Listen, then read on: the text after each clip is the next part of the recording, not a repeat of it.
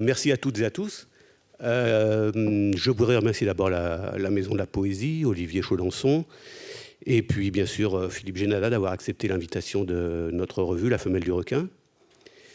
Et je rassure le public, on va parler du dernier livre de Philippe Génada, mais c'est vrai que l'intitulé de la soirée, c'est La Femelle du Requin invite Philippe Génada. Donc il y aura, ne vous inquiétez pas, 5 minutes sur La Femelle du Requin. 4, on avait dit 4, ok. D'une part, donc, le dernier numéro, le numéro 59, a été consacré à 3 auteurs. L'auteur poids lourd, si je puis dire, c'est monsieur Philippe Génada. Ça commence super bien. Et le dossier se compose, donc, comme d'habitude, d'un très long entretien, de quelques articles critiques et d'une présentation et d'un inédit. Et par rapport à cet inédit, d'ailleurs, j'espère que Philippe va nous faire un petit commentaire. Là maintenant ? Non. Ah, tout à l'heure, je ferai un petit commentaire. Non, sur la revue, juste une précision, donc pour ceux et celles qui ne la connaîtraient pas, c'est tout à fait possible. Elle existe, elle va fêter ses 30 ans l'année prochaine. C'est une revue de littérature et c'est assez. Et donc, on sort de... Il y avait un jeu de mots. Ah bon ? Je sais pas si c'est assez... Non, c'est exprès, je sais pas. Il me semble. Ah, pardon. Et donc, bon, 2 numéros par an, ça, c'est pas assez. Et qui sont... Les numéros se composent de la façon suivante, en général 3 auteurs, un auteur poids lourd, comme je disais, un deuxième auteur avec une œuvre un peu moins conséquente, et dernièrement, depuis 2 numéros, un dossier sur le premier roman d'une autrice ou d'un auteur. Dans notre dernier numéro, les auteurs qui complètent le numéro en dehors de Philippe Génada sont donc Elitsa Georgieva, l'écrivaine bulgare francophone, et pour le premier roman, il s'agit d'Emmanuel Pierrot pour son roman la version, aidez-moi, ceux de la revue, qui n'intéresse personne. Merci Laurent.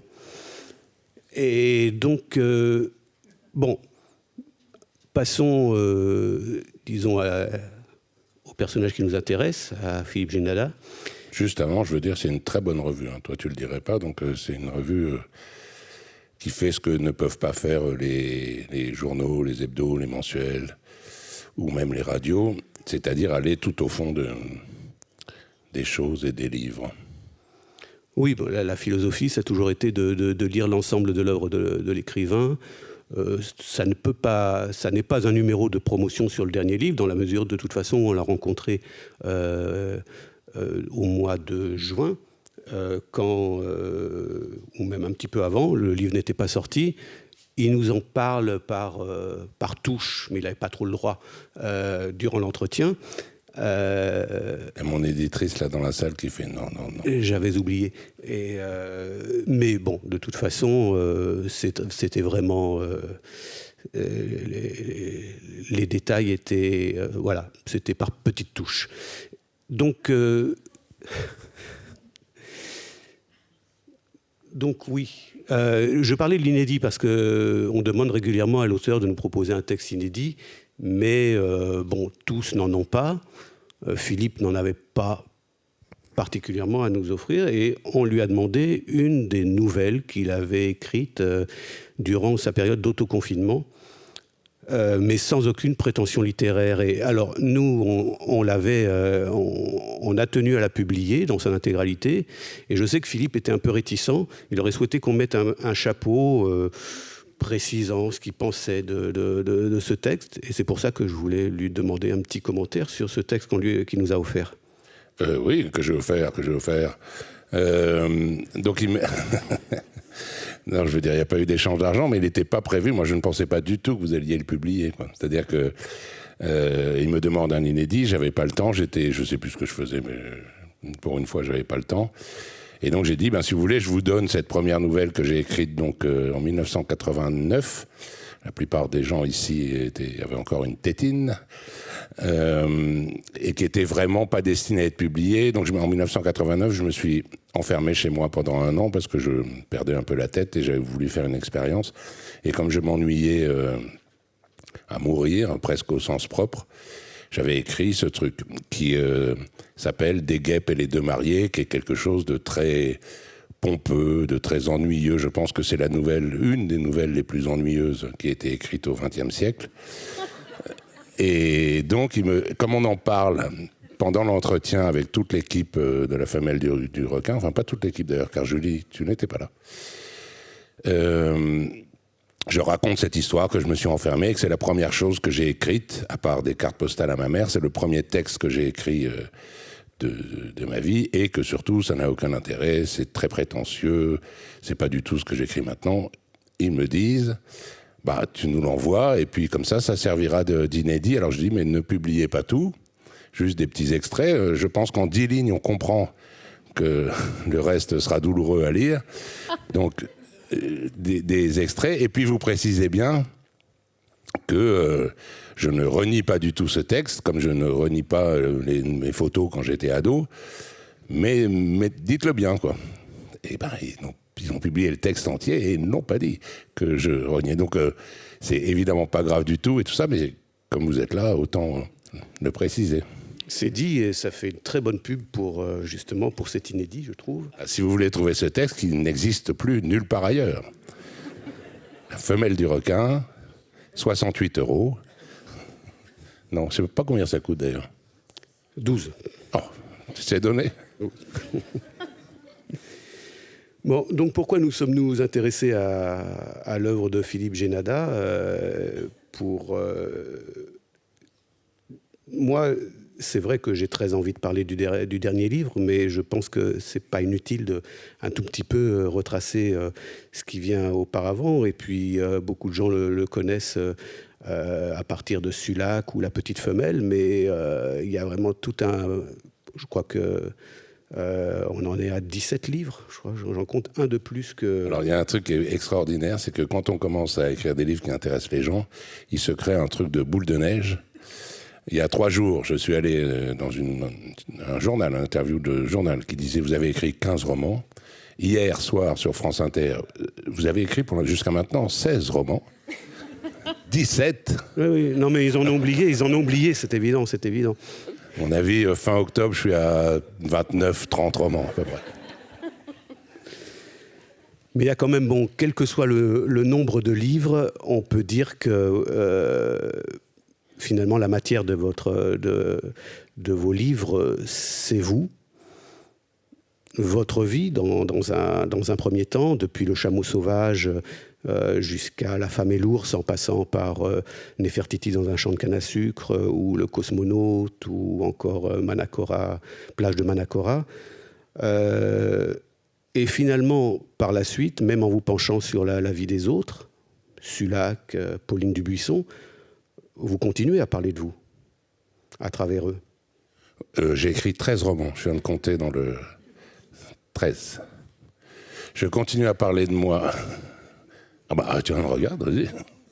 Oui, mais il manque. Bref, je continue à parler de moi, ou alors l'inverse aussi, c'est-à-dire qu'en fait, dans mes premiers romans, où je parlais apparemment de ma vie, c'était des personnages qui suivaient un peu l'évolution de ma vie, un jeune homme un peu naïf et malchanceux qui cherche l'amour, le deuxième, un jeune homme toujours un peu naïf et malchanceux qui tout d'un coup tombe fou amoureux d'une femme complètement dingue qui est aujourd'hui ma femme. Le troisième, le cauchemar de la vie conjugale, l'horreur de l'enfermement domestique, etc. Mais dans tous ces romans-là, il y avait des faits divers quand même. C'est-à-dire que mon premier roman, Le Chameau sauvage, ça commence par un fait divers, un petit fait divers et personnel, mais une injustice, puisque je suis arrêté par la police pour le seul acte héroïque que j'ai fait de toute mon existence. J'ai essayé de sauver un petit vieux des griffes d'un grand jeune fort et furieux. Et j'ai réussi, parce que j'avais bu un coup avant, mes forces étaient décuplées, et mon courage, j'ai réussi, et le petit vieux a perdu la boule, et est allé au commissariat, a dit « c'est lui, il m'a attaqué ». Donc j'ai été enfermé, incarcéré. Pas pour longtemps, mais incarcéré. Ça, c'était la première scène de mon premier roman, donc c'était déjà des faits divers, des injustices cruelles, comme pour la suite. Donc en fait, les deux, c'est vrai que je parle de moi dans... j'ai deux éditeurs, Betty Mialet, qui est ici, et Bernard Barrault, qui n'est pas ici parce qu'il n'est jamais nulle part.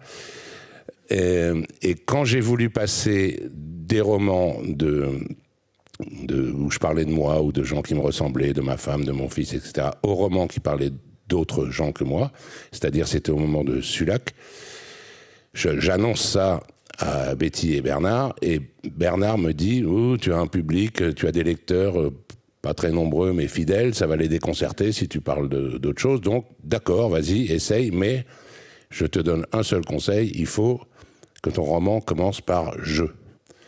Moi, je me suis dit, bon, c'est une lubie, c'est un caprice, s'il n'y a que ça, je vais mettre « je ».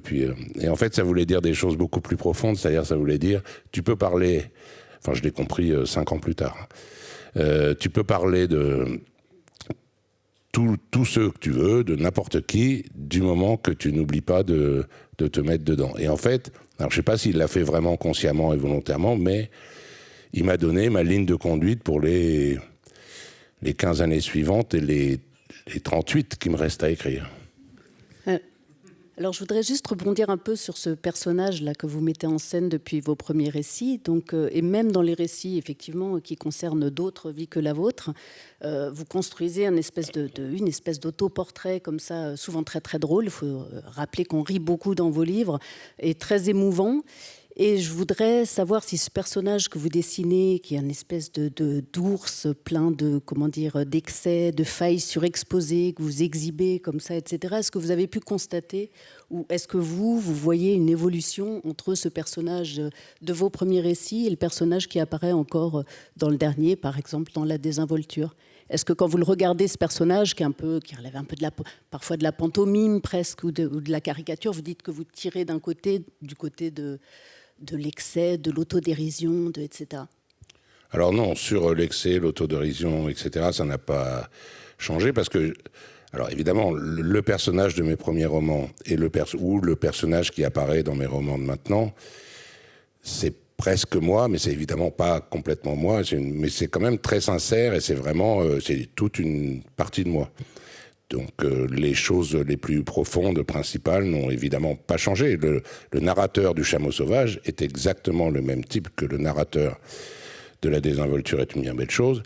Ce qui a changé, c'est un certain côté poids lourd qui quand même change la vie. C'est vrai, le narrateur du Chameau sauvage, c'était un jeune homme beau, souple, en forme, qui courait après les filles. Le narrateur de La Désinvolture est une bien belle chose. C'est un jeune homme beau, souple, en forme. Non, enfin voilà, il y a un changement. Et puis l'âge surtout, c'est-à-dire qu'évidemment, il n'y a pas un monde, mais il y a un petit fossé entre le type que j'étais à 30 ans et celui que je suis à 60. Mais en tout cas, c'est aussi sincère et aussi proche de moi, sans être tout à fait moi, mais aussi proche que dans mon premier roman, il y a 27 ans. Et dans l'entretien, tu nous disais que ce narrateur, justement, il sert à alléger, il ne lui arrive rien de sérieux.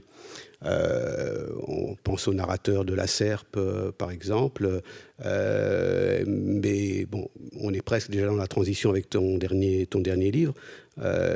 J'ai l'impression que ça va un peu en changeant sur les réflexions. Il lui arrive rien de sérieux dans le dernier livre. Il y a des réflexions un peu plus sérieuses. Moi, j'ai pas tellement l'impression. En tout cas, il lui arrive rien de sérieux, c'est vrai, parce que je dis, moi, mon narrateur, l'auteur du livre, sert à alléger le côté très sombre de tous mes derniers livres. C'est-à-dire, tous mes derniers livres, c'est vraiment des histoires noires, tristes, désespérantes, que j'ai pas envie de mettre un gros bloc noir et gluant dans les mains des lectrices et des lecteurs. Donc moi, je sers à éclairer, à alléger un peu ça, à faire sourire un peu, j'espère.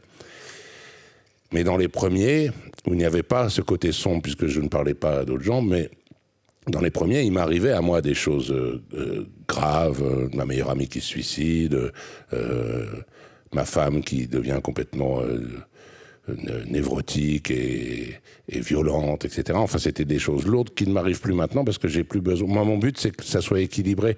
Dans la vie, je ne vais pas faire des leçons sur la vie, mais c'est équilibré. C'est-à-dire que quand je raconte l'histoire de Kaki ou l'histoire de Pauline Dubuisson dans La Petite Femelle, il ne reste 60 ou 70 ans après que le sombre, le dur, le triste. Mais à l'époque, c'était pas ça. C'est-à-dire que Kaki, elle a passé sa vie à rigoler, sa courte vie à rigoler. Moi, le temps et moi, on tamisé le truc, et donc il ne reste que ce qui est douloureux, que j'allège donc avec mes petites histoires autour de la France, pour faire un équilibre qui ressemble, j'espère, un peu à ce que tout le monde vit, à ce qu'on vit. Et à l'époque, je n'avais pas dans mes livres ce côté sombre et lourd qui venait d'ailleurs, donc il venait de moi. Mais là, si j'écris un livre sur une femme, une jeune femme ou un homme, comme dans La Serpe, qui a une vie difficile, poisseuse, pénible, lugubre, et que moi, dans mon narrateur, il lui arrive des trucs graves, douloureux, les gens... moi, la littérature doit être un plaisir, dans le sens très large du terme. Hein. Mais il faut qu'on trouve quelque chose dans les livres, que ce soit de l'émotion, de la joie, du rire, de la tristesse, tout ce qu'on veut, mais il faut que ça reste un plaisir. Et encore une fois, j'ai pas envie de déprimer tous les gens qui vont acheter mes livres. Non, mais ce qui est sûr, c'est qu'il y a toute une palette d'émotions. Il y a l'humour, on rit, mais il y a aussi des moments d'interrogation personnelle dans ce... Moi, je trouve pas. J'en citerai. Je te dis que non. J'en citerai. Quelle tête de mule. Ouais. Oui, mais des interrogations légères. À un moment, je dis... je me souviens, je passe en voiture près de l'endroit où j'allais en vacances à dos avec mes copains, et je dis ça fait des remous à l'intérieur, ça me secoue, ça pourrait peut-être m'attrister, mais comme je suis pas nostalgique, je contrôle en disant je les laisse là, c'est bien, c'est des bons souvenirs. Je pense pas que le narrateur, le type qui fait le Tour de France dans le livre, soit triste ou nostalgique ou bancal, enfin bancal un peu. Mais... il est super. Alors marrant. peut-être pour revenir juste sur l'ensemble de l'œuvre, avant de parler du dernier livre, on a l'habitude, enfin la critique a l'habitude de vous classer parmi les écrivains un peu ogres, en tout cas pas du côté de l'épure, on va dire. Alors pour une raison très prosaïque d'abord, qui est que vos derniers romans font entre 500 et 700 pages, le dernier un peu moins, 500 je crois. Et puis aussi parce que vous avez une manière de converser avec le lecteur, de donner l'impression que... presque à la manière d'un vieux pote, vous lui faites la conversation dans une forme d'impromptu dont il est évident que l'architecture est très clairement établie. Est-ce que vous pourriez nous parler un peu de la place que vous accordez au lecteur dans vos récits et aussi du besoin que vous avez de digresser, puisqu'on a beaucoup parlé des parenthèses qui habitent vos romans, peut-être un peu moins dans le dernier d'ailleurs, je trouve. Mais voilà, est-ce que vous pourriez nous parler de ce lecteur qui il est pour vous, et puis de ce besoin de digresser? C'est très compliqué de répondre parce que le lecteur ou la lectrice, c'est à la fois tout, puisque je pense très sincèrement qu'il n'y a pas de livre s'il n'y a pas de lecteur, au moins un ou une, et puis rien de précis, c'est-à-dire que quand j'écris, je ne pense pas à quelqu'un en particulier, enfin je pense que tous les auteurs à la fois font ce genre de réponse et restent dans une sorte de flou parce que c'est très difficile à décrire. C'est-à-dire que vraiment, quand j'écris, je pense aux gens qui vont lire. On a une espèce de... Quand je dis, par exemple, j'ai besoin que de temps en temps, il sourie ou qu'il soit détendu, etc. Ça veut bien dire que je pense à quelqu'un. J'écris pas comme si j'étais seul face à mon miroir, mais je n'écris ni pour ma femme ou mon fils, ni pour ma mère, ni pour... la critique du Monde ou de Télérama, ni pour mon boulanger. Enfin, il n'y a rien de précis. C'est simplement, en vrai, je crois que ça va faire assez narcissique ou égocentrique. J'écris en pensant que moi, je vais lire le livre et qu'est-ce que j'aimerais... parce qu'il faut bien choisir un point. Si je n'écris que en pensant à ma femme, par exemple, si je me dis, il faut que j'écrive un livre qui lui plaise, ça va être trop étroit, trop... Donc, comme il faut bien se trouver un repère, je prends moi. J'ai le choix entre ma femme et moi, j'ai pris moi. En essayant vaguement, mais c'est pas une question qu'on se pose vraiment, c'est juste un truc qu'on a à l'esprit, juste de se dire... par exemple, moi je dis toujours, et c'est vrai, La littérature, l'écriture, c'est le seul domaine de toute mon existence où je suis entièrement libre. C'est-à-dire que vraiment entièrement libre. Je n'ai ça ni avec mes amis, ni avec ma femme. Si je dis à ma femme, écoute, cette nuit j'ai envie, je vais descendre, passer la nuit avec la voisine, ne t'inquiète pas, je reviens demain. Si là j'ai envie de me mettre tout nu et de faire une roulade, ça va faire dans la presse demain des échos terribles. Je ne suis libre dans rien, même ma mère, si je peux pas... Enfin bon... dans la littérature, je peux faire ce que je veux. Si je veux écrire 3 pages en turc, en plein milieu du livre, je peux. Il y a quelqu'un par là-bas qui va pas être content, et c'est à mes risques et périls, mais je peux.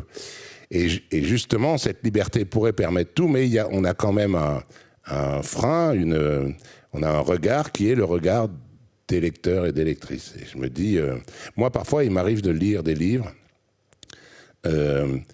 où les auteurs se servent vraiment de cette liberté et, par exemple, ne mettent pas de points pendant 300 pages ou écrivent des mots incompréhensibles pendant 200 pages. Et moi, je referme le livre en me disant, en parlant à l'auteur, « T'as pas envie que je lise ?» Eh ben, je lis pas. Et je balance le livre. D'autres lecteurs de ce genre de livre aimeraient, hein, mais en tout cas, j'essaye toujours de penser à un lecteur à peu près normal, comme moi. Voilà, c'est un mélange, c'est très dur à expliquer en fait, c'est très dur à expliquer. C'est comme quand vous vous habillez, vous coiffez le matin, c'est pas en vous disant je sais que je vais croiser le jeune gars de la boucherie et qu'il faut absolument que je lui tape dans l'œil. C'est pas en vous disant je m'en fous complètement, allez je sors comme je veux. C'est ce même genre de truc impalpable où on fait les choses pour soi, pour les autres, enfin bon. Ouais, non, c'est plus de connivence en fait, qu'on sent que vous vous adressez plus à vos amis qu'à vos ennemis. On sent dans la manière d'écrire qu'il y a besoin de connivence avec la personne qui vous lit. Ouais, mais j'ai l'impression que c'est pas un rapport avec le lecteur, c'est plutôt avec le livre, c'est-à-dire que encore une fois, je radote, mais encore une fois, j'ai envie de faire des livres qui ressemblent. Pour moi, tout travail artistique, c'est la traduction, et je dis ça très modestement et humblement. Il faut réussir à traduire ce qu'on a à l'intérieur sur papier ou sur un écran de film ou sur une toile de peinture. Il faut un instrument de traduction pour qu'il y ait le moins de déperdition possible entre... Et après, on trouve le moyen, la méthode, la technique qu'on veut. Et pour moi, je sais pas, quand je racontais une histoire à mon fils quand il était petit, j'essayais de dire des trucs rigolos pour que ça l'intéresse. Enfin, je sais pas, je dis un peu n'importe quoi, mais voilà. Mais c'est juste d'essayer de raconter le plus sincèrement et fortement possible quelque chose. Pour moi, c'est les digressions, les parenthèses et les petits trucs. Pour d'autres, heureusement, il y a plein d'autres moyens. Alors, peut-être qu'on peut en venir à votre dernier livre. Moineaux, oui. Magicien, vous envoyez les moineaux? Alors, bon, ça c'est le décor, mais Julie va juste nous présenter un tout petit peu le livre. J'ai un problème de vertèbre, je ne peux pas tourner ma tête. Alors, peut-être qu'on peut juste parler donc, de ce dernier roman qui s'intitule donc La désinvolture est une bien belle chose. Rappelez juste qu'il s'agit d'une nouvelle investigation autour d'un fait divers, le suicide d'une jeune femme nommée Jacqueline Harispe. À chaque fois, ça sonne Harispe, moi, j'arrive pas à prononcer. Harispe, surnommée Kaki, avec un I ou un Y, c'est selon, à Paris, le 27 septembre 1953. Elle est tombée de la fenêtre d'une chambre d'hôtel à l'aube d'un jour d'automne, comme vous dites, alors qu'elle se trouvait en compagnie de Boris, son amoureux. Vous avez envie de comprendre son geste. Pour ça, vous faites le portrait de la jeunesse un peu perdue d'après-guerre et plus précisément du groupe auquel elle appartient, donc les Moineaux, surnommés ainsi à cause de leur QG à Saint-Germain-des-Prés, le bar chez Moineaux, fréquenté aussi par Guy Debord. Et puis, parallèlement, votre roman rend compte d'un tour de France par les bords, comme vous dites. Je crois qu'il y a quand même 5342 kilomètres que vous entreprenez seul, en voiture, voilà, au volant d'une Kuga louée, je crois. Je dis presque seul parce qu'il y a quand même Gladys, dont il faut qu'on parle, qui est donc l'intelligence artificielle de cette voiture, qui ne vous laisse jamais complètement seul. De Dunkerque à Dunkerque, puisque vous aimez les boucles. Et le lecteur comprend bien que ce voyage est le moyen pour vous de partir à la rencontre de Kaki, de ses jeunes camarades, et d'affirmer avec Jean-Marie Apostolides que toutes les existences sont solidaires les unes des autres, ce que vous mettez en épigraphe du roman. peut-être qu'on peut commencer par vous entendre lire. C'est elle qui est derrière, là. Oui. C'est pas pratique. C'est la seule photo que j'ai pu trouver d'elle sur... Non, ben là, Ah non, là, c'est pas elle. Ah bah non, non plus. Là, voilà. C'est la seule photo que j'ai pu trouver d'elle sur Internet. Et comme on voit, on la voit pas beaucoup. Elle baisse les yeux. Et elle m'a intrigué parce qu'on ne sait pas... Déjà, moi, ce que je savais d'elle, c'est que c'était une jeune fille magnifique, mannequin chez Dior, libre, provocante, etc. Ce qui n'apparaît pas du tout sur cette photo. Et puis, on ne sait pas si elle est triste ou pensive ou fatiguée. Bref, c'est la seule photo, la première en tout cas que j'ai trouvée, et je me suis rendu compte qu'elle appartenait à un livre de photos qui s'appelait Love on the Left Bank, qui a été publié. Ce sont des photos qui ont été prises chez Moineau entre 52 et 53, et ça a été publié en 56. Et c'est quand j'ai... C'est toujours elle. Toutes les photos que vous allez voir sont des photos de Ed van der Elsken qui a publié ce livre et qui a fait les photos chez Moineau. C'est quand j'ai découvert ce livre, que j'ai pu me procurer d'occasion, que j'ai décidé d'écrire un livre. C'est pas... L'histoire de Kaki me touchait, m'intriguait. Je ne comprenais pas pourquoi elle avait sauté par la fenêtre à 20 ans, alors que, comme on dit très bêtement, elle avait tout pour elle. Mais je me suis jamais dit, je vais écrire un livre sur une jolie jeune femme qui s'est suicidée et on ne sait pas pourquoi. C'est quand j'ai découvert toutes les photos des Moineaux, là, que j'ai compris qu'elle faisait partie, c'était pas juste un destin, une histoire toute seule. Elle faisait partie d'un groupe de jeunes gens et ça me tentait d'aller essayer de savoir qui ils étaient, pourquoi ils étaient là, qu'est-ce qu'ils sont devenus, etc. Tu nous lirais un petit extrait que j'ai modestement choisi? Oui, un petit. Je prends mes lunettes. Oui. Enfin, pas 3 pages, quoi, sinon les gens vont s'endormir. Donc justement, sur les Moineaux, Je commence où? ici à Vally-Myers, Oui. et ça s'arrêterait ici. C'est long quand même. Ah bon. Si vous en avez marre, vous dites. Oui, vous levez la main. Vally-Myers, c'était une des filles des Moineaux. On l'a vu tout à l'heure, là, c'est celle qui a les yeux maquillés. C'était une Australienne qui avait le même âge qu'eux, mais qui passait par Paris, qui dansait, c'était une danseuse. Vally-Myers, 20 ou 30 ans après son départ de Paris, ne les avait pas oubliés, les Moineaux. C'étaient des enfants déracinés, déjà vieux pour leur âge. Beaucoup étaient sans domicile ou sans parents, sans papier. C'était un monde rude, un monde sans illusions.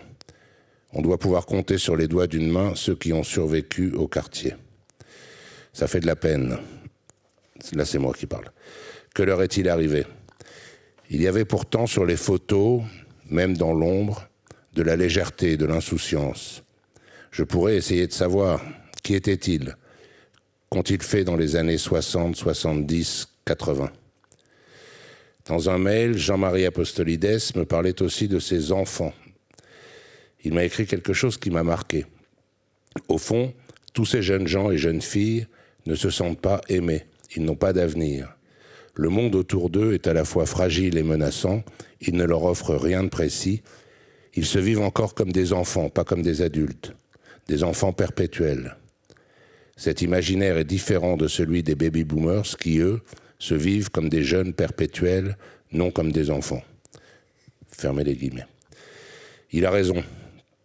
On en voit partout dans les rues des baby-boomers. Des boomers, comme on dit maintenant. Des 68ards de 75 ans qui sont restés ou veulent rester jeunes, en avoir l'air au moins. C'est possible. Mais rester enfant, quoi qu'on fasse, on ne peut pas.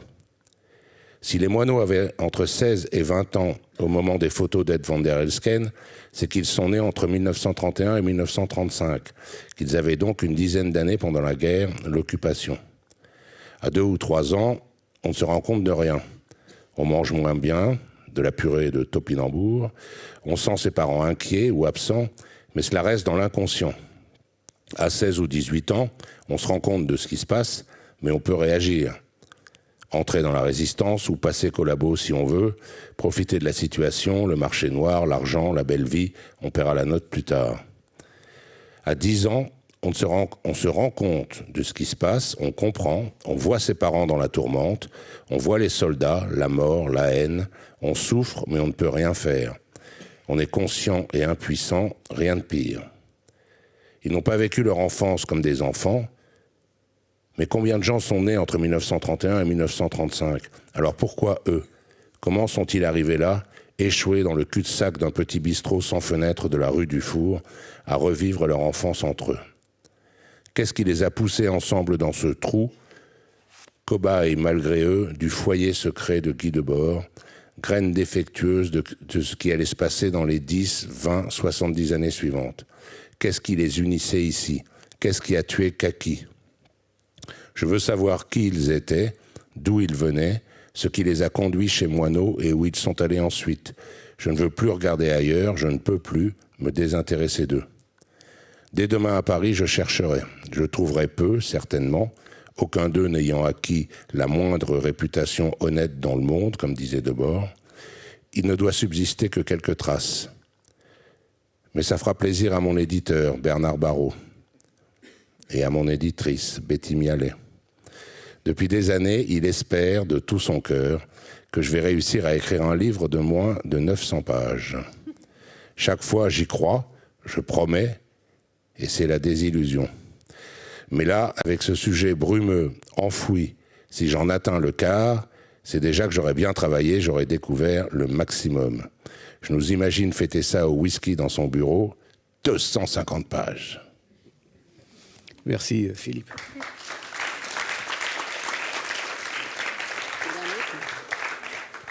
Alors peut-être pour commencer, moi j'aimerais bien qu'on revienne sur ce très beau titre quand même. La désinvolture est une bien belle chose. Vous écrivez page 352, je me demande si Kaki cherchait le bonheur. Je coupe un peu, j'en suis pas sûre, mais sans doute une forme de bonheur, oui. Entre parenthèses, la désinvolture, point d'interrogation. Et alors, est-ce que vous pourriez nous dire quelle est votre définition de la désinvolture et puis quelle place elle a dans votre livre, dans votre vie, je ne sais pas, et quelle place elle a eu dans ce voyage que vous avez entrepris par les bords de la France? Ça fait beaucoup de questions.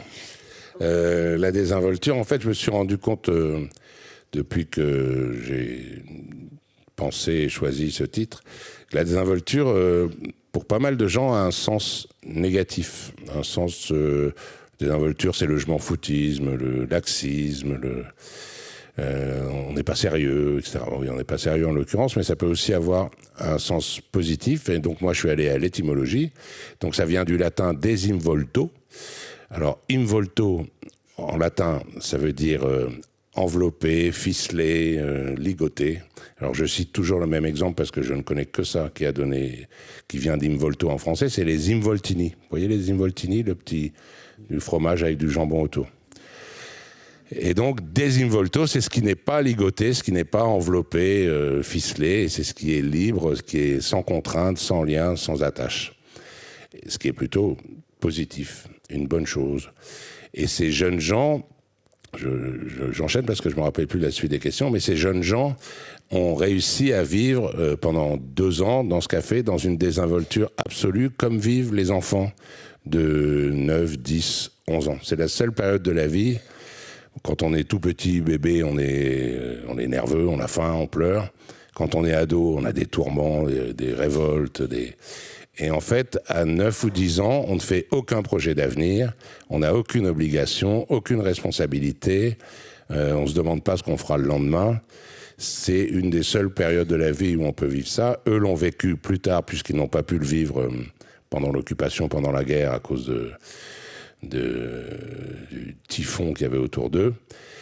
Et voilà, moi j'ai vécu la désinvolture pendant mon tour de France. Pendant 24 jours, je n'avais absolument rien à faire. Je conduisais ma voiture, j'arrivais dans une ville, je cherchais un hôtel, je mettais mes valises, je cherchais un bar, je buvais des coups, je cherchais un restaurant, je mangeais et je rentrais à l'hôtel et le lendemain je repartais. Mais je me suis évidemment rendu compte, c'était 24 jours extraordinaires, c'est les 24 plus beaux jours de ma vie presque. Mais je me suis évidemment rendu compte qu'on ne peut pas vivre comme déjà je m'ennuierais à mourir. Je pense que si je vivais comme ça toute ma vie, d'aller de ville en ville, de chercher un bar, un resto. Et eux se sont rendus compte de manière plus cruelle et douloureuse que la désinvolture, ça va quand on est enfant, ou quand on fait semblant d'être enfant à 16 ou 17 ans, mais on ne peut pas continuer comme ça, et eux, ils l'ont payé assez cher. Et alors, les 2 ou 3 questions qui étaient après, on les a perdues. Vous avez répondu à toutes, je crois. C'était dans votre vie, dans le livre, chez ces jeunes, et puis dans votre voyage. Donc, on y est. Alors, moi, je ne suis pas tout à fait satisfait, dans la mesure où je trouve pas que ce voyage soit si désinvolte que ça. Lui, il veut me mettre des problèmes, des tourments psychologiques, et des voyages pas désinvoltes, je t'assure. C'était désinvolte. Complètement. Vas-y, viens, je t'attends. Même vas-y. quand on vous refuse l'accès à une grande roue. Évidemment, il y a des moments durs, il y a des moments pénibles. Je disais jusqu'à maintenant, et je l'avais déjà raconté dans un livre parce que ça soulage, la pire humiliation de toute ma vie, et on verra donc que j'ai une vie assez paisible quand même, c'est que on m'avait refusé l'entrée de l'hippopotamus de la place Clichy. C'est vraiment l'endroit où normalement tu te dis là, je risque pas de me... Bon, moi, il y avait un vigile devant la porte qui m'avait dit non. Je disais, mais quoi? Il me dit, on est complet. Je vois derrière, il y a des dizaines et des dizaines de tables. Il était 4 heures du matin. Et je dis, vous n'êtes pas complet? Il me dit, tout est réservé. Bon, en fait, j'avais peut-être un peu l'œil vague. Et bref, j'ai dû vivre pendant les 15 années suivantes avec ce poids sur les épaules. On m'a rejeté de l'hippopotamus. Et je croyais que ça y est, que j'avais franchi le cap, la montagne, que maintenant ma vie ne serait que douceur et facilité. Et là, on m'a interdit l'accès à une grande roue. Alors quand même, ça, à la grande motte. Ah oui, ça c'est facile de se moquer. Oui, voilà. Et je n'explique pas pourquoi, mais en tout cas, je n'ai pas eu le droit de monter sur la grande roue. Mais ça, c'était une blague, si je puis dire. Parce qu'en réalité, il y a quand même vraiment des passages d'émotion dans ce voyage. Parlons de Port-Vendre, par exemple. Oui, mais émotion ne veut pas dire tristesse ou douleur, au contraire. Non, mais on n'est plus tellement dans la désinvolture. Oh ben si, pour moi, si. En fait, pour expliquer, parce que là, les gens ne comprennent rien, Christian. Dans mon Tour de France, je passe à Port-Vendre, qui est un petit port tout au sud. Je voulais faire les 6 coins, de la France, donc je suis allé vraiment dans les coins. Port-Vendre, c'est l'extrémité la plus au sud, côté Méditerranée, après les Pyrénées. Enfin bref, c'est un des 6 coins. Et je voulais absolument aller là parce que c'est le premier bistrot de ma vie. Quand j'étais petit, mon oncle et ma tante, tonton Mémé et tata Lulu, avaient acheté un bar à Port-Vendre. Et mes parents nous emmenaient les voir. Et donc, pour la première fois de ma vie que je suis rentré dans un bar, et pas tout à fait la dernière, j'ai en gardé un souvenir, mais je me voyais sur un tabouret. J'avais l'impression de pénétrer dans le monde des grands, le monde mystérieux, un peu inquiétant. C'était un bar de marins et de dockers, donc...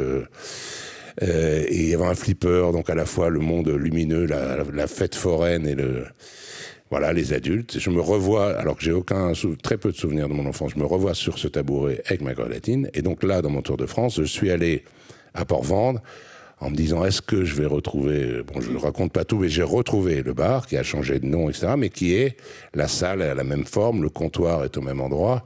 Et donc, j'ai bu un whisky sur un tabouret de comptoir avec la sensation vraiment physique que le petit moi de 5 ans était assis à côté de moi avec les pieds en short, avec les pieds qui balancent du tabouret, qui boit sa grenadine à côté de moi 55 ans plus tard, qui boit mon whisky. Mais sincèrement, je ne vois pas ce qu'il y a ni de triste, ni de lourd, ni au contraire. Moi, j'étais... si j'avais une larme, c'était vraiment une larme de joie, quoi. C'était justement une belle désinvolture, c'est-à-dire de se dire, j'étais petit et craintif et je ne connaissais rien. Maintenant, je suis grand, fort, solide et je connais tout. Et on est assis l'un à côté de l'autre. C'était un plaisir, un vrai plaisir. Non, je comprends bien ce que tu dis. Excuse-moi, je comprends bien ce que tu dis, mais par rapport aux autres livres où on avait l'impression que, ou même tu l'as dit, tes interventions étaient comme des respirations. Hein. Je crois que même ton fils Ernest avait comparé ça à la brasse, où on sortait la tête de l'eau pour respirer. Dans ce dernier livre, j'ai l'impression que c'est beaucoup plus équilibré. La partie enquête sur Jacqueline Arispe et ton voyage, et qui a comment dire, ces fameuses je sais plus, coïncidences entre le passé et le présent. Oui, c'est plus présent, mais il y en a plus que dans les autres livres, mais ça ne veut pas dire que c'est plus... Dans mon livre d'avant, Au printemps des monstres, toutes mes interventions, c'est pour dire j'ai un énorme kyste, on va m'enlever un truc dans le sinus, j'ai la jambe qui sera définitivement bloquée, je sais plus ce que j'ai, mais j'ai que des maladies, que des trucs. Là, c'est du lourd, là, c'est du... J'ai regretté un peu d'ailleurs, puisque c'était déjà un livre sombre et rude, Le Printemps des monstres, et moi, mes petites interventions, c'était tous mes séjours à l'hôpital, chez le médecin. Bon. Là, il y en a beaucoup, mais c'est... Enfin, j'espère que c'est... Et d'ailleurs, c'est drôle, parce que les lecteurs, j'ai des retours de lecteurs, et des gens qui me disent « Ah, j'ai lu votre livre ». Quel plaisir. Et ils me parlent que du Tour de France. Oh, quand vous êtes à Meudon, à Menton.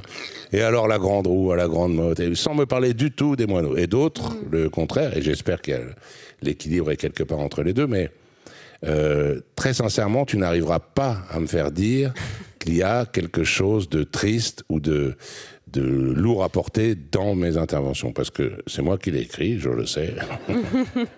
Donc toi, tu as lu. Mais c'est touchant parce qu'on a à peu près le même âge.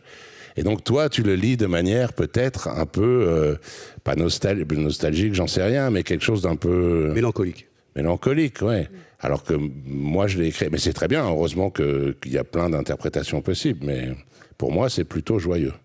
Alors peut-être juste pour revenir là-dessus, justement, sur ces allers-retours entre passé et présent, donc Saint-Germain-des-Prés dans les années 50 et puis vos récentes pérégrinations pour relier les 6 coins de l'Hexagone, on a vraiment l'impression que ce sont des époques qui se regardent en miroir presque pour se questionner l'une l'autre et se répondre l'une l'autre, et essayer de s'interpréter l'une l'autre.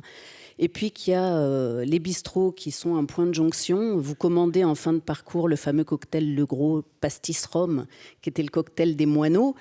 Et puis on a l'intuition aussi que vos déplacements, vos mouvements incessants sont l'exact inverse ou font écho à la sédentarité de ces jeunes gens qui, eux, sont greffés dans ce bar chez Moineau. Moi, il y a un passage que j'ai beaucoup aimé. Vous écrivez, donc il y a un moment, lorsque votre voiture, votre Kuga, vous intime l'ordre « changez huile, moteur bientôt », vous plongez dans une espèce de crise d'anxiété métaphysique. Et je vous cite, vous écrivez « Quelle notion du temps qui passe a une voiture ? J'ai moi-même du mal, comme tout le monde, à matérialiser, à ressentir le temps. » Ouvrez la parenthèse. « J'ai l'impression d'être partie depuis 2 ou 3 mois, mais c'est le 23e jour de mon voyage. J'ai l'impression que Kaki est une jeune femme proche de moi comme ma sœur, mais elle est née sous la Troisième République. Albert Lebrun, né en 1871, était président. La mère de ma mère avait 9 ans. » Fermez la parenthèse. Comment une voiture, même équipée de la sensible Gladys, peut-elle annoncer bientôt, aussi naturellement, comme une évidence? Alors, moi, j'ai adoré ce passage. Et est-ce que vous pouvez... Alors, j'ai 2 questions précises. Est-ce que vous avez eu besoin de vous décentrer géographiquement pour approcher les moineaux? Parce qu'on peut se dire que vous étiez à Paris. C'est étonnant de se dire qu'il faut en partir pour pouvoir écrire sur eux. Et puis, est-ce que vous pourriez nous parler de ces failles temporelles, spatiales, qui donnent le vertige à lire comme ça, presque comme en miroir, quoi? Alors, il faut qu'on fasse les questions dans l'ordre, parce que sinon, je vais encore perdre. On y va, pardon, deuxième. Excusez-moi. Est-ce que vous avez eu besoin de vous décentrer géographiquement pour écrire sur les... Alors, non, besoin, mais ça m'a fait plaisir de... J'avais pas besoin, et c'est quand même une construction... là, c'est une construction littéraire et narrative, hein, c'est-à-dire que, en fait, ça fait très longtemps que j'avais envie de faire le Tour de France par les bords. Je savais que je le ferais jamais. Parce que qu'on mette l'énergie pour faire un tour du monde, bon, mais pour faire un Tour de France par les bords, franchement. Et je m'étais dit, il faudrait qu'il y ait un livre derrière ça pour... en fait, j'ai écrit ce livre juste pour avoir le droit de faire le Tour de France. Et il faudrait qu'il y ait un livre. J'allais pas raconter mon Tour de France dans un livre, genre le Tour de France... par les bords de Philippe Jaénada, bon. Et tous les sujets, je me disais, il faudrait que je trouve un sujet pour l'associer, et rien ne marchait, donc j'avais abandonné l'idée. Et là, quand je me suis penché sur les moineaux, j'ai, grâce aux photos aussi, et puis grâce à tout ce que j'ai trouvé sur eux, et cette sensation d'étouffement dans leur café, tout d'un coup, c'est venu, je me suis dit, je vais leur donner de l'air, je vais leur donner et aux lecteurs aussi, aux lectrices aussi, je vais leur donner... de la légèreté, des grands espaces, et puis surtout par les bords, on passe par l'océan, par la montagne, il y a du bon air. Et donc je me suis dit, c'est le moment idéal pour faire mon Tour de France. J'étais pas sûr que ça fonctionnerait avec l'histoire. J'en ai parlé à mes éditeurs, je leur ai dit, pendant que je vais raconter l'histoire de ces jeunes gens perdus en 1952 au fond d'un bistrot en plein vainqueur de Paris, moi, je vais faire le Tour de France en voiture. Ils m'ont dit, il faut vraiment que tu sois sûr que ça marche. Et je me suis dit, on va essayer et on verra bien. Et en fait, moi, en essayant, j'ai eu l'impression que ça marchait. J'ai eu l'impression que je les aérais, quoi. Mais alors, dans le livre, après, j'ai construit le livre autour de ça, mais c'est faux, ce qu'il y a dans le livre. C'est-à-dire que dans le livre, j'arrive à Arcachon, je reçois un mail des Archives de Paris qui m'envoie le dossier sur le centre de redressement ou la maison de redressement où Kaki a été enfermé. Et voilà, en vrai, tout ça est faux. Je ne foutais rien à Arcachon, à part boire un coup. Mais je trouvais que c'était une construction pour le livre qui était plus... Donc voilà, c'était pas nécessaire, je pense. En tout cas, il n'y a pas de lien entre... aller essayer de creuser dans le passé de quelques moineaux et faire le Tour de France. Mais j'espérais que ça ferait un livre qui se tiendrait. Et puis surtout, j'avais cette image géométrique toujours en tête d'un petit point avec plein de petits moineaux et d'un grand cercle autour qui donne de l'air. Et puis l'impression aussi, mais c'est pour ça aussi qu'il y a beaucoup de grandes roues dans le livre, dont une, on m'a viré. L'impression que, je le dis, je crois à un moment dans le livre, quand on voit une statue, un tableau, on peut se mettre en face. On le regarde, on est très bien en face pour le regarder. Si on voit une statue et qu'on fait le tour, on peut mieux comprendre et apprécier la statue. Donc moi, j'avais cette impression physique. Ça, c'est vrai, hein, quand je suis à Hendaye, à Sedan ou à Dinard, j'avais l'impression physique de tourner autour d'eux, très au large, mais c'est presque du mystique ou je sais pas quoi, hein, ou du métaphysique, en tout cas, de mieux les comprendre. Et puis de leur permettre de se promener un peu, parce que les moineaux, c'est pas fait pour rester dans une petite cage. Ouais. Il va m'annoncer un truc terrible. Je voulais savoir si Jacqueline Harispe ne t'avait pas fait découvrir ce groupe autour d'elle, si le livre aurait existé.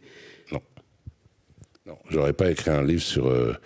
parce que on me demande souvent comment je choisis les sujets de mes livres, quoi. En fait, il y a plein d'histoires qui m'intéressent, comme vous, je suis sûr. Il y a surtout quand on s'intéresse aux faits divers ou à la vie de gens, des vies un peu mystérieuses. On a 10, 15 sujets par jour. Et moi, il y a plein de fois où je m'intéresse à quelqu'un ou à quelque chose, ou à un crime, ou à une personne qu'on connaît mal, et j'en fais pas des livres. C'est-à-dire, je m'intéresse de manière personnelle. En vrai, je suis écrivain, donc trouver une histoire pour un livre, c'est pas trouver une histoire passionnante, mystérieuse, injuste, spectaculaire. C'est pas. Il faut qu'il y ait plein de choses autour. Il faut qu'il y ait une époque, des gens, un décor, des situations, et donc simplement une jeune. Enfin, c'est évidemment pas méchant ce que je dis là, parce que j'ai beaucoup d'affection et plus que ça pour Kaki, mais une jeune femme un peu qui a une enfance difficile et qui est un peu dépressive et qui saute par la fenêtre, pour moi, pour plein d'autres auteurs, très bons auteurs sans doute oui, mais pour moi, non. J'ai ma meilleure amie d'enfance qui s'est pendue à 30 ans et que j'étais très proche d'elle. Jamais j'ai pensé ou j'ai imaginé que j'allais en faire un livre. Kaki, c'est quand j'ai trouvé que c'était l'après-guerre, qu'il y avait plein de jeunes gens comme elle, que ça parle d'avortement, d'enfants, d'extrême droite, de nazis, de plein de choses autour qui peuvent permettre d'en faire un livre. Mais un sujet ne suffit pas, enfin pour moi en tout cas, ne suffit pas. Donc jamais, si j'avais pas trouvé les photos, j'aurais pas écrit de livre, non. Et le groupe, de même que quand tu es parti sur la petite femelle avec le personnage de Pauline Dubuisson, tu avais envie, tu as dit, d'écrire sur une femme. Là, il y avait l'envie d'écrire sur un groupe. Je pense à cette réflexion qui te fait penser, d'ailleurs, ce groupe te fait penser à ceux que tu as croisés dans les bars, au Saxo Bar et les bars que tu as quittés. Et souvent, il y a ce retour par rapport à ta vie. Ces histoires, on se demande si elles ne sont pas tout simplement dictées par ton propre passé et tu y vois les gens que tu as connus. Ouais, mais ça, il faudrait... moi, je veux surtout pas m'analyser moi-même, ni être analysé par quelqu'un d'autre. Mais c'est sûr que quand on va vers quelque chose, on ne sait pas trop pourquoi, il y a l'inconscient qui travaille et tout ça, c'est sûr. Par exemple, moi, je n'ai pensé à mon ami suicidé, là, dont je viens de parler, que 1 an après avoir commencé les... Mais je sais que ça a dû forcément... Je me lance dans une tentative de compréhension d'un suicide d'une jeune femme, et forcément il y a quelque chose quelque part dans mon esprit qui me pousse, mais jamais je me dis, ah ben tiens, c'est des jeunes, ça me rappelle moi les jeunes des bistrots où j'allais. Mais il y a évidemment un moteur. Un jour il y a une étudiante qui a fait, c'était il y a 3-4 ans, qui a fait un mémoire ou une thèse ou quelque chose comme ça sur mes livres depuis Bruno Sulac. Et elle me dit, elle écrit et je lis le truc, et elle dit, tous ces personnages sont des jeunes gens qui ont eu tout qui étaient intelligents, drôles, beaux, bien entourés, aimés, etc. Et qui tout d'un coup, vers la vingtaine, pam, il y a une sorte de couperet qui tombe ou de truc qui les pousse et ils dégringolent. Et très sincèrement, hein, je lui ai écrit, je lui ai dit, je n'y avais jamais pensé. Mais c'est vrai que Bruno Sulac, Pauline Dubuisson, Georges Arnaud, tous, c'est pareil.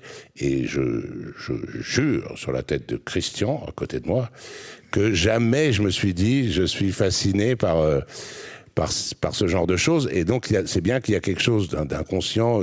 Encore une fois, il n'y a rien de mystique ou quoi. C'est juste, on a un inconscient qui m'a toujours poussé. Et alors là, elle, c'est encore l'exemple le plus frappant. Mais on ne sait pas pourquoi. Mais c'est exactement comme avec les filles, Christian. Quand tu as 20 ans, tu te rends compte que les filles que tu regardes dans la rue et dont tu as envie d'être amoureux, c'est toutes des petites brunes avec des gros seins. Tu m'as confié ça dans la loge. Et en vrai, on ne sait pas pourquoi. Mais si tu t'analysais ou je ne sais quoi, peut-être que quand tu étais petit, je sais pas, tu as vu quelqu'un, ou peut-être ta mère, ou je sais pas, enfin bon. Mais voilà, on se demande pas pourquoi il y a que les grandes blondes un peu molles qui m'attirent. Mais bouche molle, ouais. Mais voilà, et ben les livres c'est pareil. Enfin les sujets de livres, moi je suis intéressé par des choses comme tout le monde dans cette salle. Hein, je suis intéressé par des choses et je vais pas essayer de me dire pourquoi. Je me laisse aller et puis. Mais c'est vrai que tout se ressemble. Où il y a cette histoire d'époque. J'ai écrit que des livres qui se passent après-guerre. Enfin juste dans les quelques années après-guerre, mais je ne sais pas pourquoi. Et on laisse ça comme ça. Alors peut-être justement, vous faites super bien la transition pour... j'allais vous poser une petite question sur les femmes. Alors il y a une forme de bienveillance empathique pour absolument tous les comportements des jeunes filles dont vous racontez les vies. Jeunes filles qui ont pourtant été sévèrement opprimées soit en prison, soit à l'hôpital psychiatrique, soit en foyer, soit à la morgue. Et puis dans vos livres, il y a aussi Anne-Catherine, donc votre femme, je ne sais pas si on dit encore comme ça, qui traverse tous vos récits sauf le premier puisque vous ne la connaissiez pas. C'est le seul livre qu'elle n'aime pas. Voilà, elle aime tous mes livres, le premier il est raté, c'est le seul où elle n'est pas. Et alors moi j'ai l'impression, comme lectrice en tout cas, que l'amour que vous avez de cette femme, que vous comparez à 100 tigres du Bengale très groupés, c'est quand même pas rien, dans son entièreté. Alors voilà, des crises d'hystérie sur le palier des voisins fêtards, etc., on ne va pas tous les dire, mais j'ai vraiment l'impression que c'est l'amour de cette femme qui apparaît d'ailleurs comme ma jeune folle, je crois en dédicace de votre dernier livre. Dans les remerciements de votre dernier livre, c'est comme si c'était elle le point de départ aussi de votre curiosité pour toutes ces jeunes filles qui habitent vos livres et dont vous cherchez à percer le mystère. Alors moi, ma question est la suivante. Est-ce que finalement, vous n'êtes pas un grand romantique ? Ça, c'est la première. Parce qu'il y a quand même plein d'histoires d'amour dans ces couples-là. Alors, on a Pimprenel, Hector, on peut partir de là. Mais je veux dire, dans ce dernier, malgré tout, dès qu'on soulève un peu la merde, j'ai envie de dire, les décès, la drogue, le malheur, la misère, on trouve toujours dans tous vos livres une grande et belle et complexe, belle, je sais pas, mais en tout cas, histoire d'amour. Et des couples. Donc, on a Boris Kaki, Lucien Solange, Pauline Félix. Donc voilà. Et pourquoi est-ce que vous seriez un grand romantique ? Question 1. Question 2. Pourquoi est-ce qu'on a l'impression en vous lisant que le monde sera sauvé par les femmes, malgré tout ? Alors, la question 1. Oui, Romain, mais vous n'aimez pas les histoires d'amour ? Moi, j'adore. Ben voilà, tout le monde aime les histoires d'amour. Ouais. Enfin, tout le monde, j'espère, à moins que des gens soient passionnés et attirés par les histoires de haine, mais c'est plus rare. On a tendance à se dire qu'on ne va pas aller les chercher dans les faits divers sordides de gamins perdus et gamins tués au milieu de la forêt, ou c'est pas là que j'irai les chercher a priori, quoi. Oui, mais c'est là qu'elles sont les plus... Je vais tomber dans des clichés, là, mais les fleurs qui poussent au milieu des cailloux et tout ça, enfin bon, bref. En tout cas, c'est pas du tout un lien avec Anne-Catherine, parce que mon premier roman, Le Chameau sauvage, où je ne connaissais pas Anne-Catherine, j'ai inventé un personnage féminin qui était une sorte de regroupement de plusieurs filles que j'avais connues.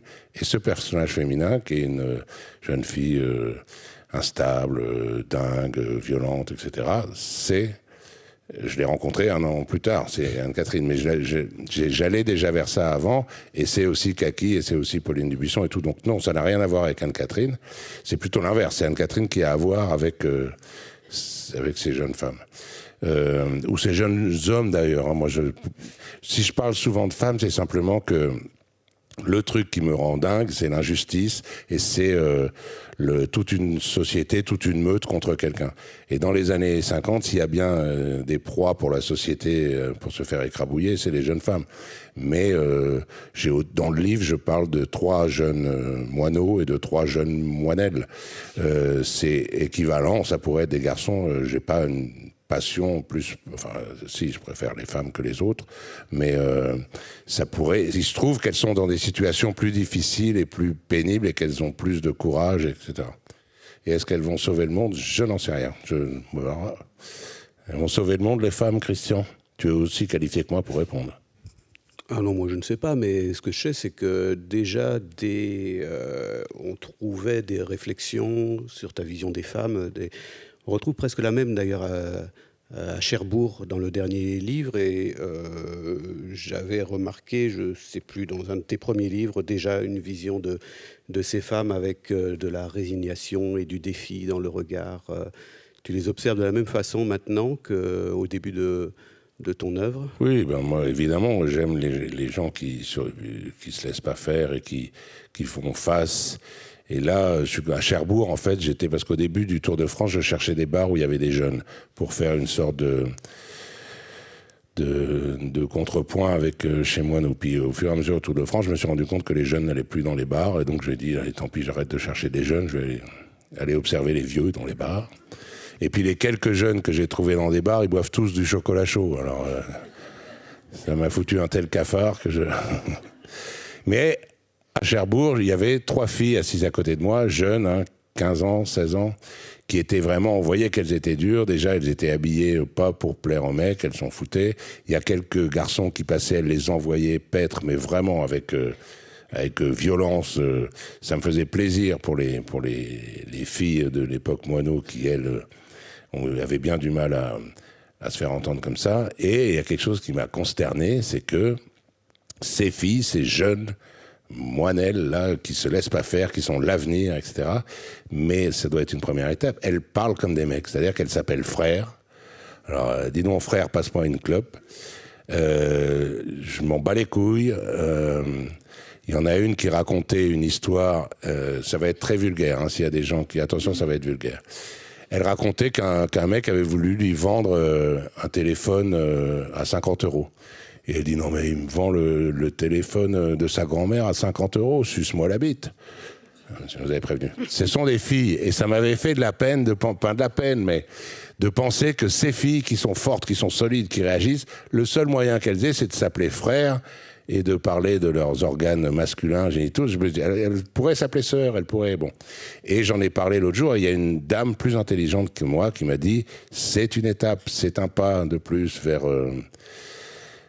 la suite, et pour l'instant, elle s'appelle frère. Et je racontais ça à table avec ma femme et mon fils, on était au restaurant, je leur racontais ça pendant l'écriture du livre. Et alors, évidemment, Anne-Catherine dit « Ah oui, oh, c'est dommage, etc. » Et puis mon fils, je ne sais pas ce qu'il faisait. Et 10 minutes après, mon fils dit à sa mère « Frère, tu me passes la mayonnaise ?» Donc j'ai compris que c'était pour l'instant plus un réflexe et que ça changera ensuite. Alors moi, j'aurais une petite question peut-être sur votre écriture, pour sortir un peu de l'histoire, et notamment sur la place que vous accordez, que vous faites à la trivialité. Alors pas du tout au sens de vulgarité, vraiment au sens de banalité, du concret. Alors là, clairement, dans ce dernier livre, donc les chapitres sont construits, ont chacun pour nom une ville de votre Tour de France. Donc on passe de Concléon, Saint-Nazaire, Briançon, Évian-les-Bains, Maubeuge. Et vous dites vous-même, vous avez l'air de rigoler du fait que ça construit une sorte de guide Michelin au folklore et à l'exotisme un peu suspect. Ma question, c'est comment on passe dans un livre de « J'ai envie de pisser », je vous cite, hein, à le cœur de Kaki pesait 260 grammes. Il y a des moments de poésie. Non, mais je ne fais pas ça. Oui, mais non, mais il y a des moments de poésie pure. Bien sûr, oui, bien sûr. C'est la vie, c'est la vie. Voilà. Donc c'est comment. C'est pas dans la même phrase. Je dis pas. Non, bien sûr que non. Ah non, pardon, pas du tout dans la même phrase. Ma question, c'est comment on fait de la place à la trivialité tout en gardant un horizon comme ça poétique et d'un lyrisme. Parce que la vie est comme ça. Heureusement que la vie est comme ça. Heureusement qu'on n'est pas tout le temps en train d'avoir envie de pisser. Et heureusement qu'on n'est pas tout le temps dans des grands élans de sentiments, d'émotions. Moi, encore une fois, de manière très simple, j'essaye, et je n'y arrive pas complètement, c'est impossible, mais j'essaye de reproduire un peu ce qu'est la vie. Et évidemment que dans la vie, c'est ce que je disais. C'est-à-dire que, par exemple, on ne va pas parler de Kaki, mais Pauline Dubuisson, je ne vois que la tristesse de sa vie, que le noir de sa vie, avec tout 60 ans après, et ce qu'il en reste, comme souvent je dis, comme du marc de café dans un filtre. Quand on voit le marc de café, si on voit que ça, on se dit, j'ai pas envie de boire un café, quoi. Jamais je boirai de café. Dans la vie qui reste, donc il faut injecter des choses triviales, des choses légères, des choses souriantes. C'est pour essayer de reconstituer un peu... mais heureusement que c'est comme si, dans une journée, disons qu'un livre, c'est votre journée, dans une journée, le matin, vous avez des pensées romantiques ou un peu de cafard ou des choses comme ça. Et ça ne vous interdit pas, à 16h, de raconter à vos copines une blague un peu bête ou quelque chose comme ça. Heureusement que tout ça fait une... Donc, en tout cas, tout ça pour dire, c'est pas une prouesse. C'est pas très dur de passer de « j'ai envie de pisser » à 5 pages plus loin, le cœur de Kaki pesait 250 grammes. J'ai pas l'impression. C'est gentil de dire que c'est comme un exploit, mais enfin, c'est juste pour essayer de... En parlant de choses triviales, parce que j'en parle aussi dans le livre, pour dire à Olivier Chedançon, qui est par là, j'espère, à quel point j'aime son établissement et à quel point je suis content que vous soyez là. Ce soir, c'était Koh-Lanta. Je rate Koh-Lanta pour la Maison de la Poésie. Est-ce qu'on pourrait repasser les photos, s'il vous plaît, qu'on a vues déjà, mais simplement, je voulais demander à Philippe l'importance de ces photos dans l'écriture de ce livre. Et l'importance des photos, c'est que sans les photos, j'aurais pas écrit le livre. Vraiment, c'est ce que j'ai dit tout à l'heure. C'est ces photos, on peut les faire défiler. Voilà. On voit sur ces photos, par exemple, attendez, pas trop vite. Bon, voilà. Ce sont des jeunes qui n'ont rien. Cette photo, elle peut être prise en 1971, en 1917 ou en 2012. On ne sait pas si... En haut, c'est Wally Meyers, c'est celle qui est devenue peintre. On ne sait pas s'ils sont pensifs, s'ils ne se donnent pas de genre, justement. Juste à côté, à 100 mètres, il y avait les existentialistes. Et puis il y avait Juliette Gréco, Boris Vian, tout ça, qui eux, j'ai rien contre eux du tout, mais qui eux avaient un look, des attitudes, qui se donnaient un genre un peu sombre, machin. Eux, moi, quand j'ai vu ces photos, j'ai été mais vraiment frappé par à la fois le côté...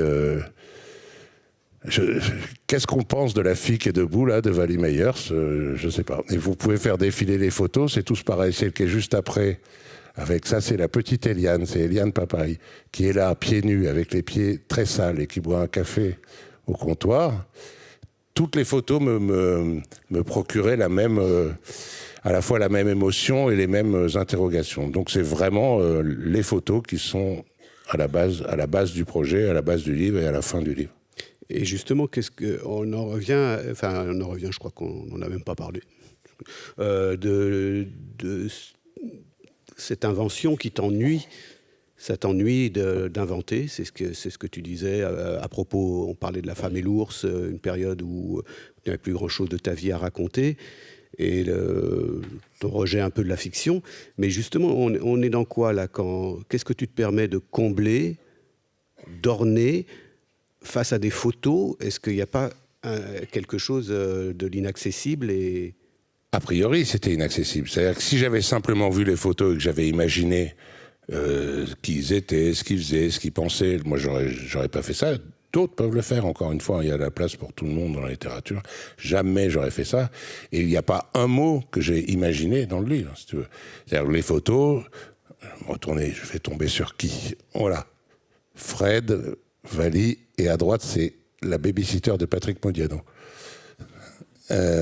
Et Fred, au milieu, c'était la vedette du quartier, c'est devenu le père d'une dame très connue qui s'appelle Anne Homel, qui est une communicante, une espèce de furie de la com, qui a défendu des SK, par exemple, quand il y avait Enfin, bon, bref. Tout ça pour dire que je n'inventerai jamais ce qu'il y a là, mais en ce moment, j'ai reçu un mail avant de venir de la fille de Fred, au milieu, là. Et donc, elle m'a raconté plein de choses. J'ai trouvé dans les archives plein de choses. J'ai trouvé dans des souvenirs des trucs. Mais moi, je n'invente rien. Sincèrement. Tu n'inventes rien, mais tu sens. Si on peut passer la photo anthropométrique de Kaki, là, il y a un très beau passage, d'ailleurs, dans ton livre. C'est la toute dernière photo de la... Je dis ce que je ressens. C'est-à-dire, je dis que sur cette photo, je n'arrive pas à décrypter. Donc, c'est la dernière photo. Elle a été arrêtée par la police à 16 ans pour vraiment une broutille. Il y a une amie qui avait volé un bracelet et qui lui avait donné le bracelet. Elle a récupéré le bracelet. Et elle a fait pour ça des mois et des mois de maison de correction. On l'a même mise en prison à Fresnes pendant 1 an pour ça. Et sur cette photo, qui est la dernière petite photo, la photo de police, quoi. Attends. Voilà, c'est celle-là. Déjà, elle a un air, alors qu'un an plus tard, elle est mannequin chez Dior. Là, c'est presque un enfant. C'est-à-dire que ça peut être un garçon aux cheveux longs, quoi. C'est vraiment, elle a les traits encore très arrondis, et elle se suicide 2 ou 3 ans après ça, à peine. Donc là, c'est vraiment un enfant. Et quand on regarde ça, je n'invente rien. Je ne sais pas ce qu'elle a dans les yeux. J'ai regardé cette photo fixement pendant 1h15. Je ne sais pas. Je vois qu'il y a une sorte de certitude dans son regard, mais est-ce que c'est une certitude que tout est foutu? Est-ce que c'est une certitude que tout va bien se passer? Ou est-ce que c'est une tristesse ensemble? Je ne sais pas. Donc je dis justement, je n'invente rien. Je dis pas, regardez comme elle est prête à défier le monde et avec quelle arrogance elle va aller faire face au monde. Je dis juste, je n'arrive pas à savoir ce qu'il y a dans ses yeux. Donc c'est le contraire de l'invention, je trouve. Mais je dis ce que je ressens. Oui. Ce que tu ressens n'est peut-être pas... Non, mais je dis, je ne sais pas ce que je ressens. Oui, oui. Et peut-être, c'est vous qui avez choisi la photo de couverture? Oui. Enfin, c'est une discussion. On avait pensé à celle-là, pas celle qu'on vient de voir de la police, pas tout à fait celle-là, mais la même de profil. Et en fait, alors c'est un peu... Ça, la photo sur la couverture, là, c'est juste avant sa mort, et c'est son fiancé... Boris, un Américain, qui a pris la photo, où elle a un léger sourire, elle a une pose, on voit là qu'elle a été mannequin, que c'était une fille grande et mince, et puis surtout elle a ce léger sourire. Et après, une couverture de livre, c'est pas de la pub, mais c'est quand même quelque chose qui est en dehors de la littérature. Si on met la photo de police qu'on a vue là, avec marqué « La désinvolture est une bien belle chose au-dessus », ça marche pas. Tout bêtement, hein, ça marche pas, alors que ça marche, elle est belle, la couverture. Donc on a eu ce genre de discussions, mais qui sont naturelles et compréhensibles, je pense. Et c'est fini? Je ne sais pas si non, je pense qu'on a un peu... le temps est écoulé, mais donc je voulais simplement rappeler que le dernier livre de Philippe Génada, La désinvolture, est une bien belle chose, est en vente à la librairie juste en face, à la sortie de la Maison de la Poésie. Et peut-être ça aussi, il y a des exemplaires. Oui, notre revue. La femelle du requin. Aussi avec l'entretien avec Philippe. Et une nouvelle formidable, la première nouvelle. Je pense qu'on a attiré la curiosité quand même. Et que Philippe est en dédicace également dans le hall de la Maison de la Poésie. Après. Mais que j'ai promis à Anne-Catherine de dîner avec elle. Je sais pas quelle heure il est. Et pour ceux qui ont lu l'œuvre... Anne-Catherine, c'est 100 tigres regroupés. Oui. Là, elle est en train de mettre le feu sous la tartiflette. La tartiflette froide. Moi, j'ai obéi à Olivier, qui m'a demandé de Il faut toujours ça, obéir à je ne voudrais Olivier. pas avoir d'ennui avec Nefertiti, alias Pimprenel. Ça, t'as pas intérêt. Je te conseille qu'Olivier, là, qui te regarde un peu méchamment, tu vois, je te conseille qu'il te saute dessus et tente de t'étrangler plutôt qu'Anne-Catherine te regarde. Voilà, Merci. Merci.